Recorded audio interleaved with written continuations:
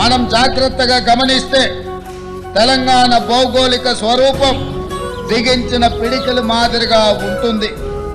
పిడికిలి పోరాటానికి సింబల్. అంతేకాదు 5 వేళ్లు బిగిస్తే పిడికిలి.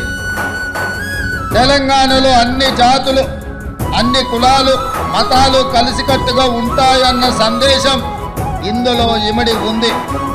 బిగించిన పిడికిలి కొండలనైనా పిండి చేయగలదు.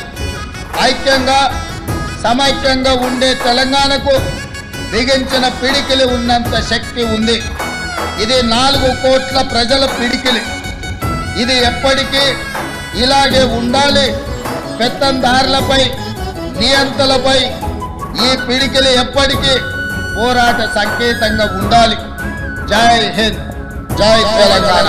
జై తెలంగాణ, జై జై తెలంగాణ, జై తెలంగాణ, జై జై తెలంగాణ.